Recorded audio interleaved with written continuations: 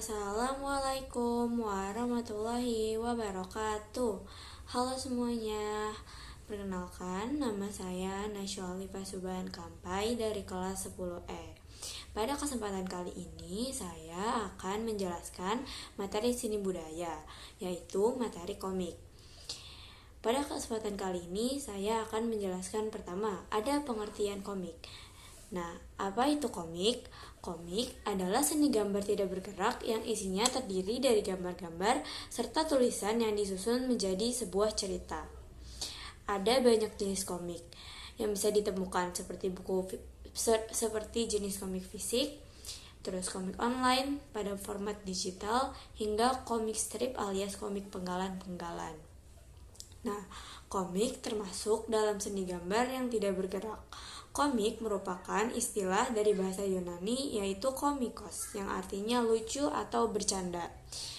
Sementara itu, menurut Kamus Besar Bahasa Indonesia atau KBBI, komik merupakan cerita bergambar yang umumnya mudah dicerna pembaca karena lucu.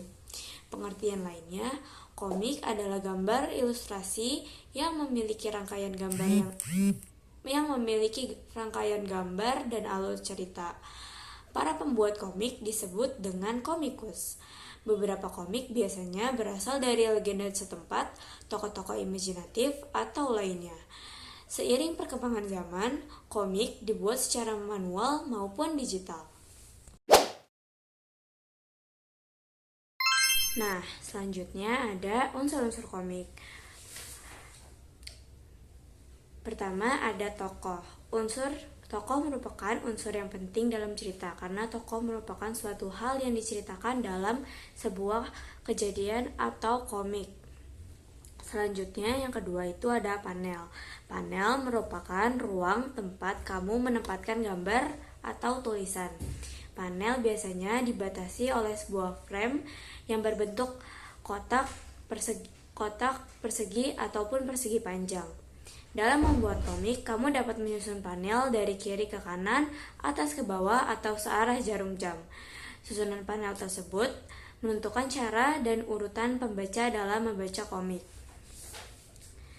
Selanjutnya ada sudut pandang. Sudut pandang merupakan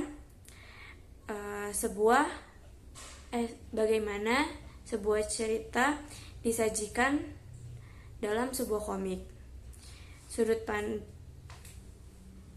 Selanjutnya ada balon teks. Balon teks merupakan ruangan yang digunakan untuk menuliskan dialog tokoh pada komik yang dibuat. Balon teks biasanya dibuat sebagai bentuk shapes seperti oval, rounded, rectangle, explosion, dan sebagainya, yang disesuaikan dengan keinginan dan kreativitas seorang komikus tersendiri. Selanjutnya ada kalimat atau caption. Di dalam komik merupakan sebuah narasi singkat yang menjelaskan suatu scene atau kejadian dalam cerita. Caption dapat disebut juga sebagai latar informasi yang kamu berikan kepada pembaca. Selanjutnya ada alur. Alur merupakan jalan cerita dari suatu komik.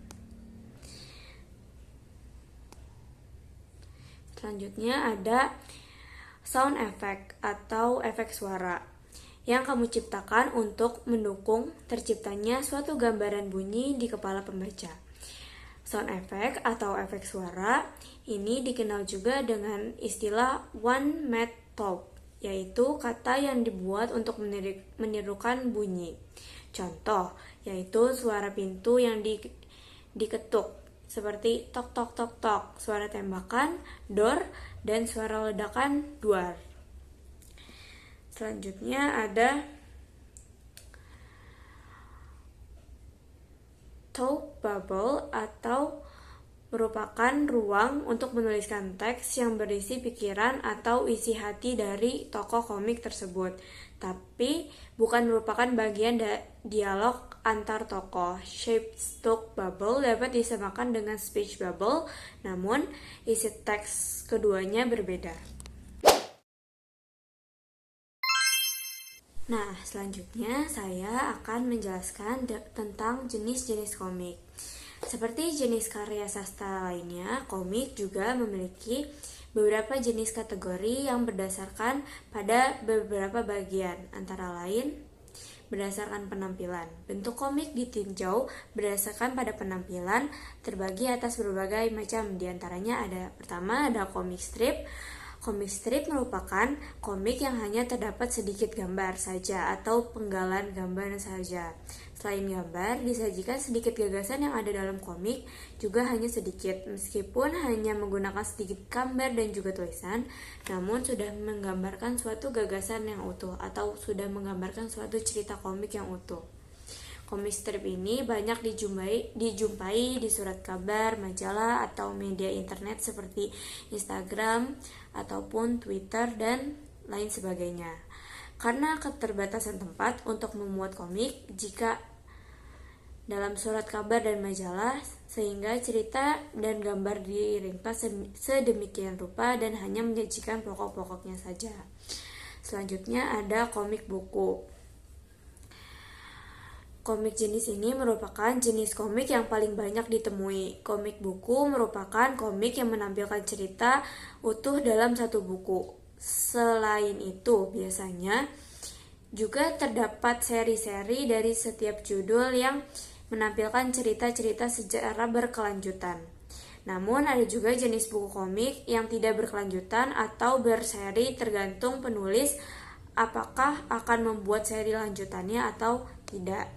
Selanjutnya ada komik dengan genre humor atau petualangan. Komik humor merupakan jenis komik yang menampilkan cerita lucu yang membuat menggugah pembaca untuk tertawa. Unsur kelucuan dalam komik humor terdapat dalam teks yang disisipkan atau juga dapat berasal dari gambar yang dibuat secara lucu. Berbeda dengan genre komik humor, terdapat pula genre komik petualangan. Komik ini bercerita tentang perjalanan tokoh-tokohnya untuk mencari atau memperjuangkan sesuatu. Terdapat pula aksi-aksi yang menampilkan gambar pertarungan antar kelompok, baik dengan kelompok penjahat. Selanjutnya ada komik biografi atau komik biografi dan komik ilmiah. Komik biografi biasanya menampilkan kisah hidup seorang tokoh yang pengaruhnya disampaikan dalam bentuk gambar yang berurutan dalam bentuk komik.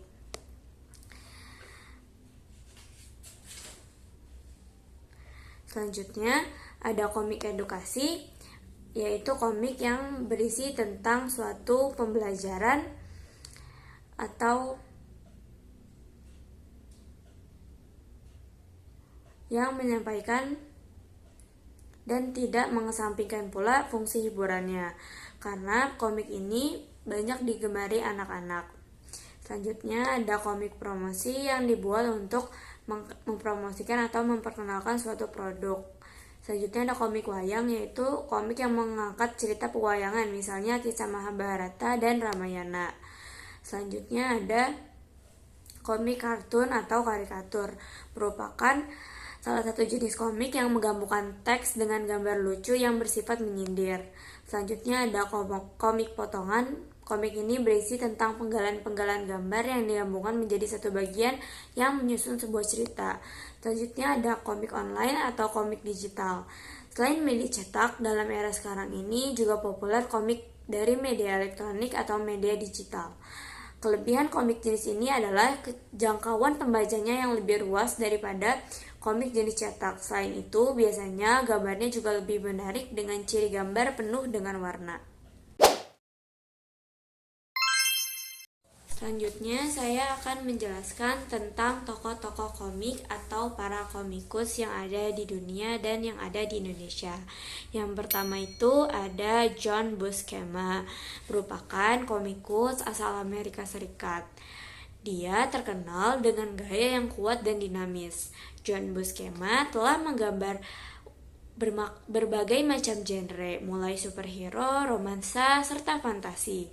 Dia Dia berpartisipasi dalam proses pembuatan komik setidaknya satu terbitan dari setiap judul Marvel, seperti Fantastic Four, The Avengers, dan Thor. John Buscema sendiri menangkan banyak penghargaan untuk karyanya, termasuk Shazam Award dan Will Eisner Comic Book Hall of Fame Award. Beberapa karakter ciptaan Buscema yang sudah terkenal diantaranya ada Vision, Black Knight, dan Valkyrie. Dia secara khusus juga menggambarkan seri komik solo pertama untuk tokoh Silver Surfer. Nah, selanjutnya ada James Franco. Penggila komik Marvel pastinya sudah tidak asing dengan karakter Nick Fury. Tahukah kamu siapa pencipta tokoh krusial di MCU ini? Nah, dia ialah James Franco, seorang komikus yang namanya melambung setelah berkontribusi dalam menciptakan seri Nick Fury, Agent of S.H.I.E.L.D. Gaya visual yang psychedelic dan tata letak halaman yang eksperimental merupakan ciri khas dari karya James Franco sendiri. Selain itu, komik artis itu juga pernah mengerjakan beberapa karya Marvel lainnya seperti Captain America dan X-Men. Kubert merupakan salah satu komikus legendaris yang paling berpengaruh di dunia. Dia pertama kali menggambarkan komik pada tahun 1938 untuk seri Action Comics 1, di mana Superman pertama kali melakukan debutnya pada komik tersebut. Sejak saat itu, Joe Kubert menularkan karya-karya selama puluhan dekade. Kubert bekerja untuk DC Comics dan dia mengerjakan beberapa serial ikonik seperti Hawkman, Tarzan, Easy Company, Superman, Batman, Flash, dan masih banyak lagi.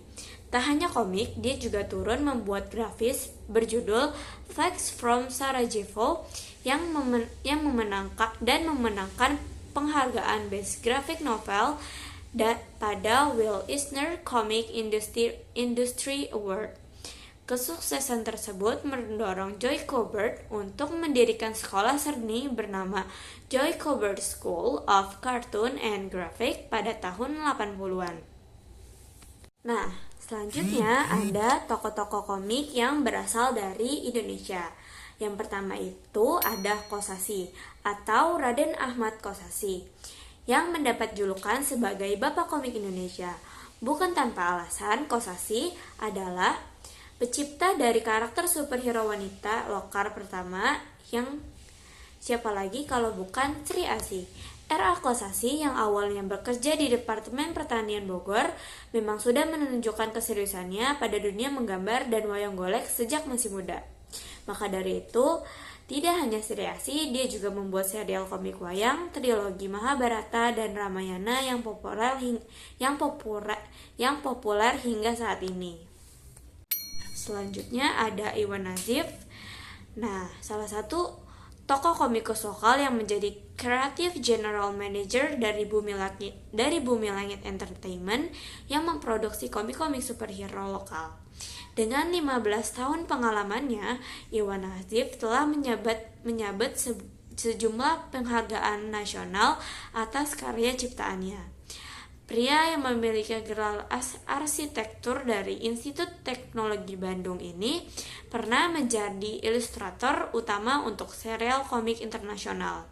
Iwan sebelumnya bekerja untuk Dark Horse Comics yang untuk mengerjakan KULT, Mass Effects, dan seri How to Train Your Dragon milik DreamWorks. Nah, selanjutnya itu ada Aryo Anindito. Sosok Aryo Anindito sudah malang melintang sebagai komikus Indonesia yang menggarap berbagai proyek komik milik Marvel dan DC Comics.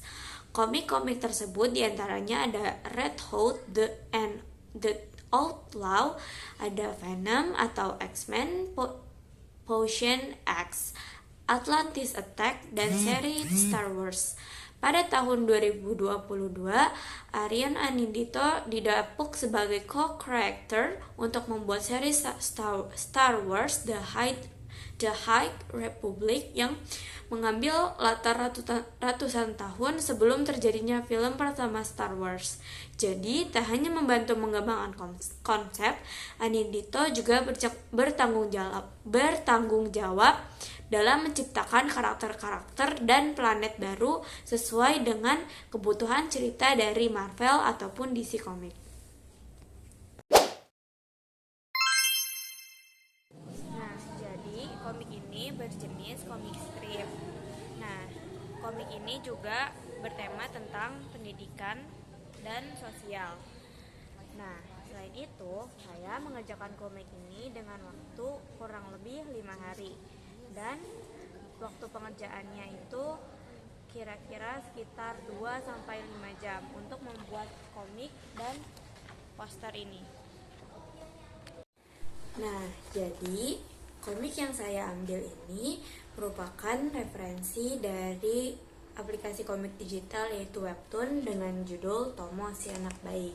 Nah, jadi dalam komik yang saya ambil dari referensi ini punya banyak episode atau chapter, tetapi saya mengambil salah satu chapter dengan judul Memberi dari Kekurangannya.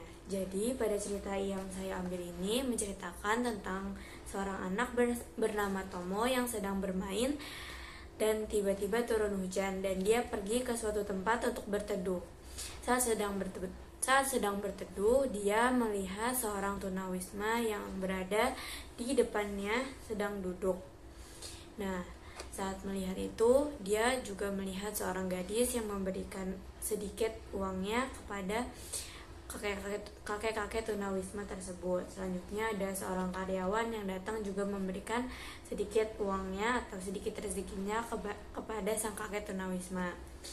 Nah, yang terakhir itu ada seorang ibu-ibu yang berpakaian compang-camping datang menemui sang kakek dan memberikan sedikit uangnya kepada sang kakek, tetapi kakek tersebut tersenyum dengan sangat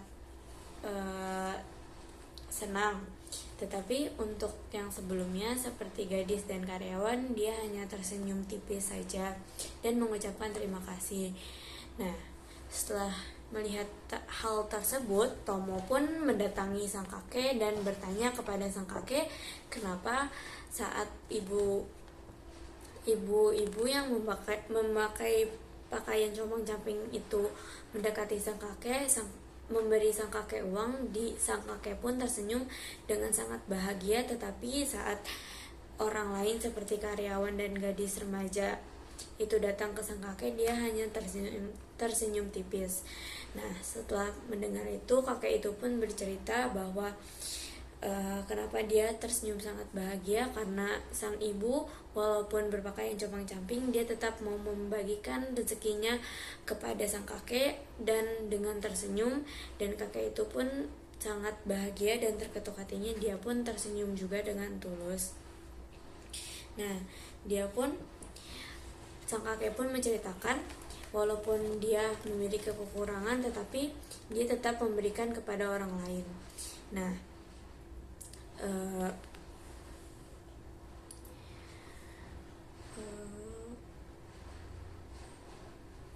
mungkin orang lain seperti gadis dan karyawan itu hanya memberikan sedikit rezekinya kepada saya, tetapi untuk ibu-ibu tersebut dia memberikan bisa saja setengah dari harta atau rezeki yang dia miliki, kata sang kakek. Nah, pesan moral yang bisa kita ambil ialah kita harus bersedekah atau berbagi kepada orang-orang tanpa pamrih atau tanpa menginginkan balasan apapun. Walaupun kita sedang kurang, tetapi kita tetap harus bisa bersedekah. Nah, untuk posternya saya menggunakan warna biru Terus ada warna ungu yaitu campuran warna merah dan warna biru. Terus ada warna magenta itu warna tersier yaitu campuran warna warna biru dan warna ungu dan warna merah. Terus ada juga warna hijau yaitu campuran warna kuning dan warna biru. Ada warna coklat itu campuran warna merah, kuning dan hijau. Selanjutnya ada warna merah dan ada warna biru. Ada juga warna hitam sebagai warna primer. Terus ada warna biru sebagai warna sekunder. Terus ada warna merah juga sebagai warna sekunder. Ada warna kuning sebagai warna sekunder juga. Nah, jadi sekarang saya sudah bersama dengan bapak saya. Nah, saya akan menanyakan tanggapan dan saran kepada bapak saya mengenai poster dan komik yang sudah saya buat. Menurut saya komik ini mengajarkan kita bahwa sesama manusia kita harus memberi agar bisa membahagiakan sesama manusia, dan komik ini cukup bagus untuk pelajaran moralnya. Seterusnya untuk posternya ini bagus. Kurangnya itu agak degradasi warnanya, agak kurang jelas ya degradasi warnanya. Untuk komiknya bagus juga, ceritanya, gambarnya bagus, tulisannya aja yang